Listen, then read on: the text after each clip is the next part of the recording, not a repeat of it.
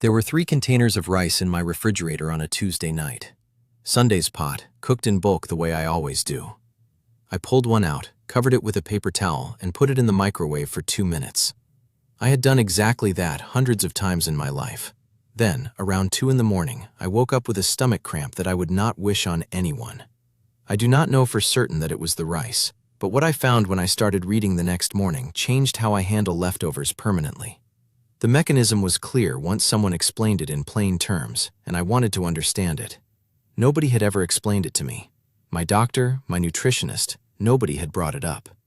A 10-minute appointment does not leave room for a lesson in food microbiology. Here is where I want to be honest with you about something. There is no money in teaching you this. The food industry prints refrigerate and reheat on the label. That is technically accurate, but it does not tell you the conditions that make that actually safe. And when you are over 60, the gap between technically okay for a young, healthy person and safe for someone whose immune system has slowed down is a gap worth understanding. My name is Wayne Ellison. I am 68 years old.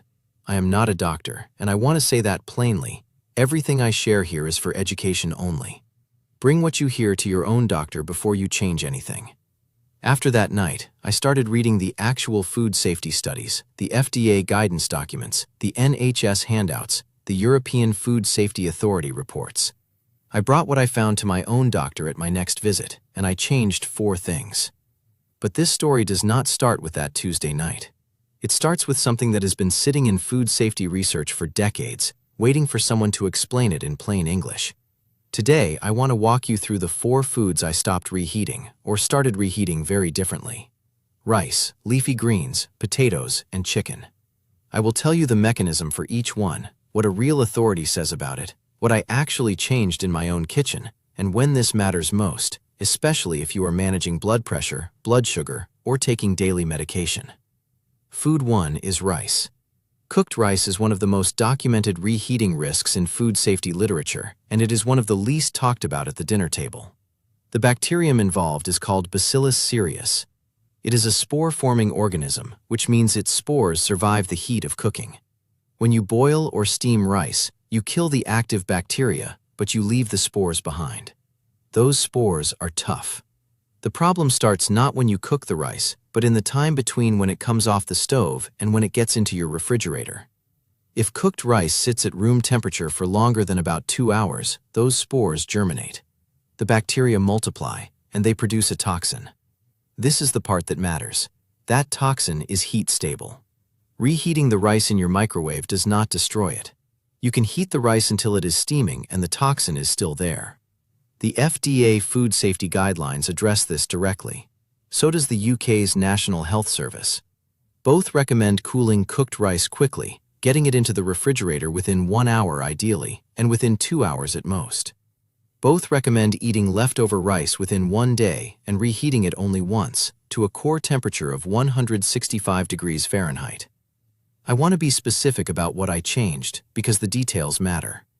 I used to cook a big pot of rice on Sunday and eat from it across the week. I would leave it on the stovetop with the lid on while I ate dinner, let it cool down, then put it in the fridge sometime after cleaning up. Sometimes that was 2 hours, sometimes it was 3. Now I divide the pot into containers while the rice is still hot. I leave the lids off until the steam stops, then I seal them and put them in the refrigerator. I use a food thermometer to check that reheated rice reaches 165 degrees before I eat it. And I do not reheat rice twice. One more habit I picked up along the way. Stop keeping leftover rice in the cooking pot with the lid on. That seemed like the tidy thing to do, but the lid holds in heat and slows down cooling. When the rice sits warm in a sealed pot for an hour before I get around to the fridge, that is time the spores are using. Portion it into flat containers. Instead, the surface area helps the heat escape faster, and smaller portions cool all the way through more quickly than one big mass of rice in a deep pot. If you are unsure how long rice has been sitting, the FDA guidance is straightforward. When in doubt, throw it out. Rice is inexpensive. A hospital stay is not. This matters more after 60 because our immune systems become less efficient with age. A bacterial load that a 35-year-old processes without symptoms can put an older adult in the emergency room for dehydration. The research on foodborne illness in older populations backs that up directly. The limitation here is simple. The storage window creates the risk. Rice is a healthy food. Cooked and stored correctly, it is fine to reheat. The risk lives in that gap between cooking and cold storage. If that sounds like a manageable change, it is. But what comes next is the food that surprised me more. Food 2 is leafy greens, and specifically, cooked spinach. This one stopped me cold when I read it. I had been cooking spinach regularly because every article I had ever seen told me it was one of the healthiest things I could put in my body. And that is true. Fresh spinach and properly stored cooked spinach are genuinely good for you. The issue is what happens when leftover cooked spinach is reheated and reheated again. Spinach is naturally high in nitrates. That is part of why it supports healthy blood flow. Nitrates, in the right context, convert to nitric oxide in your body, which helps your blood vessels relax. The European Food Safety Authority, the EFSA, has published guidance on nitrates in leafy vegetables as of recent years. Fresh spinach is not a concern. The problem begins when bacteria act on the nitrates in stored cooked spinach and convert them to nitrites. Here is what happens in plain terms. When cooked spinach sits, bacteria break down those nitrates into nitrites. When you reheat that spinach, especially more than once, the heat combined with the nitrites can promote the formation of compounds called nitrosamines. The World Health Organization has flagged nitrosamines as a concern in relation to repeated exposure to certain reheated and processed foods. Now, I want to be careful here because this is a dose and condition question, not a one bite of reheated spinach will harm you situation. But if you are eating leftover cooked spinach reheated 2 or 3 times across the week, and you are in your 60s or 70s with a slower immune response and potentially some chronic health conditions, the research suggests it is worth paying attention to. If you are wondering how this stayed off most people's radar, so was I when I read it. Part of the reason is that spinach's reputation as a health food is well earned, and nuance about storage conditions does not make for simple messaging. What I changed. I no longer reheat cooked spinach. If I have leftover cooked spinach from dinner, I let it cool, store it in the refrigerator, and eat it cold the next day in a salad or on a sandwich. If it has been in the refrigerator for more than a day and I have not eaten it, it goes out. I do not microwave it a second time. I still cook and eat fresh spinach regularly. The concern is specifically about reheating cooked leafy greens that have been stored. First cook is fine. Second heat is where I draw my personal line. The safety note here is relevant to anyone managing blood pressure with medication. Some blood pressure medications interact with how the body processes nitrates. If that applies to you, bring this to your doctor. They can tell you whether your specific medication means you should be paying extra attention to this. Food 3 is potatoes, and this one has 2 separate angles worth knowing about. The first is a food safety concern that the Centers for Disease Control and Prevention, the CDC, has documented in actual cases. Foil-wrapped baked potatoes left at room temperature are one of the known causes of foodborne botulism. Here is the mechanism. Clostridium botulinum is a bacterium that produces the botulinum toxin under specific conditions. One of those conditions is an anaerobic environment, meaning an environment without oxygen. When you wrap a potato in aluminum foil and bake it, the foil creates exactly that kind of environment. If the wrapped potato then sits at room temperature for several hours after cooking, the bacterium can produce toxin in that sealed, low-oxygen space around the potato. The CDC case studies on botulism from baked potatoes are real. They have published reports on outbreaks traced to foil-wrapped potatoes that were kept warm in the oven or left on a counter. The fix is straightforward. If you bake potatoes in foil, take the foil off before storing. Get the potato into the refrigerator within 2 hours. The second angle is less about danger and more about how a stored and reheated potato behaves differently in your body than a freshly cooked one. When potato starch is cooked, cooled, and then reheated, some of it converts to resistant starch. Resistant starch is fermented slowly in the large intestine rather than raising blood sugar quickly. For someone managing blood sugar, a reheated potato may actually produce a more gradual rise in blood glucose than a freshly cooked one. My own doctor mentioned this when I brought it up. He was careful to frame it as an area of ongoing research rather than settled fact as of 2026. He told me the food safety angle was the more urgent concern.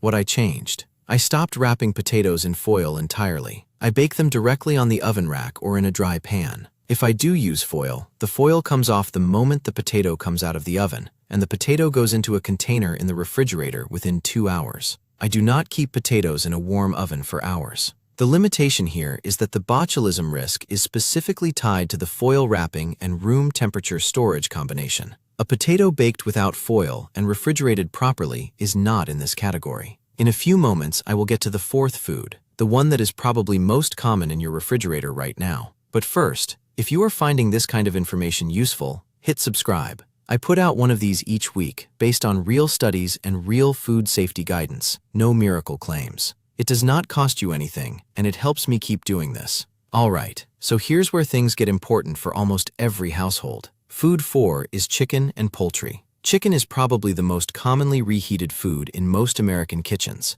It is also the one where the gap between good enough reheating and actually safe reheating is easiest to miss. The USDA is clear on this. As of 2026, when you reheat poultry, it needs to reach an internal temperature of 165 degrees Fahrenheit all the way through, including the center. The problem with microwave reheating is that it heats unevenly. There are cold spots. A piece of chicken breast that feels hot on the surface may have a center that never got above 130 degrees. Salmonella and Campylobacter, two of the most common pathogens associated with poultry, can survive at those temperatures. If you eat that chicken, you have ingested live bacteria. For someone in their 30s, a moderate dose of salmonella might mean a miserable day and a half. For someone in their late 60s or 70s, the same bacterial load can mean dehydration serious enough to require hospitalization, IV fluids, and a week of recovery. Our immune systems change with age. The risk from improperly reheated poultry does not go up because the food changed.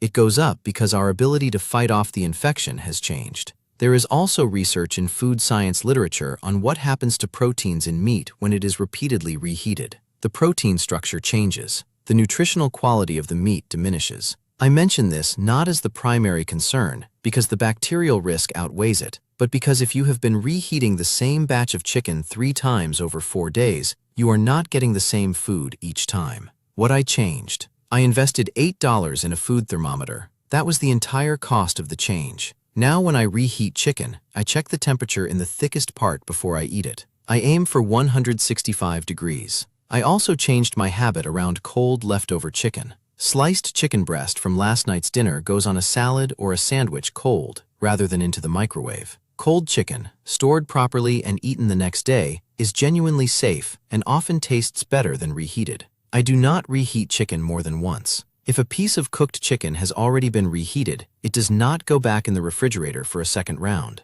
1 reheat is my limit. The safety note here is especially important for anyone who is immunocompromised, taking medication that affects immune function, or managing a chronic condition that affects how your body responds to infection.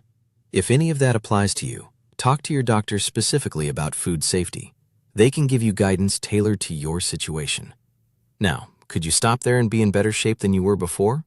Yes, but I want to show you how simple the entire summary is. 4 foods, 4 changes. None of them expensive, none of them complicated. Rice. Get it in the refrigerator within 2 hours of cooking. Reheat only once to 165 degrees. Eat it within a day. Spinach and leafy greens. Cook them once, eat them once. If you have leftovers, eat them cold. Do not reheat them a second time. Potatoes. Skip the foil or remove it before storing. Get the potato in the refrigerator within 2 hours. Do not leave it wrapped and warm. Chicken. Use a food thermometer. Every time. 165 degrees internal, all the way through. Do not reheat more than once.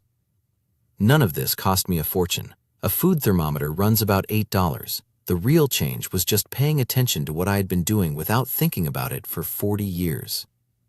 Before you make any change, especially if you take medication that affects your digestion, your immune system, or your blood pressure, write down what you heard today and bring it to your own doctor. Ask them how it applies to your situation.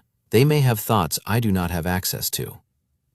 If this was useful, subscribe and tell me in the comments which of these 4 foods surprised you most. I read every comment. I am interested in what questions come up because that is usually where the next video comes from. I am Wayne Ellison. Take care of yourself.